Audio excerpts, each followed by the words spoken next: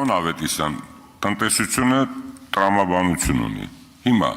օրինակ վերցնենք մարդը $10,000 համարժեք դրամ, 4 միլիոն դրամանոց մեքենա է ներկրում,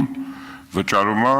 30% հարկ, չէ, 10% մաքսատու, 20% ավելացած արժեքի հարկ։ Մի ուրիշը ներկրում $100,000 համարժեք 40 միլիոնոց, նորից 30%-ն է, պատկերացնում եք 10 անգամ ավել է վճարում, սա մեկ։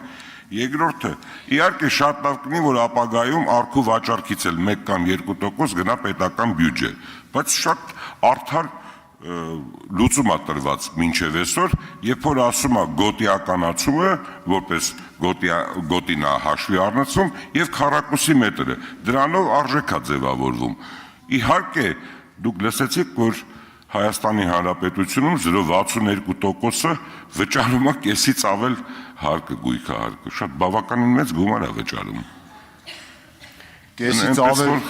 նկատի ունեմ խոշոր տները, որոնք որ բարձր արժեք ունեն, դրանք շատ, ասեք ես նախ հնչեցվող թիվը 0.62%-ը ասում էր 40%-ն է վճարել, կեսից ավելը չէ, բայց ինչևէ, հիմա տեսեք, այնուամենայնիվ, այո, բարձրարժեք գույք,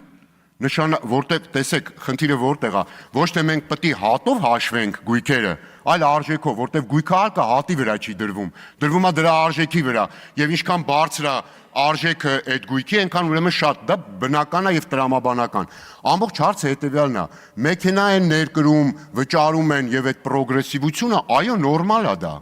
Նորմալ է, անորմալ է, երբ որ օրինակ բերում ես մի հարկային համակարգի փոփոխություն, այո, աղքատ երկրում,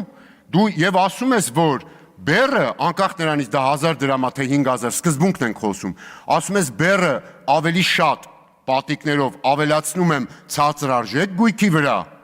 քան գերթանկարժեք գույքի վրա։ Սա է պետք ուղղել եւ էսա սանդղակը, եթե բացեք սանդղակը նայեք, ասենք օրինակ 10 միլիոնանոց գույք վերցրեք, 50 միլիոնանոց եւ 200 կամ 500 միլիոնանոց եւ տեսեք, թե բերի իմաստով ինչպիսի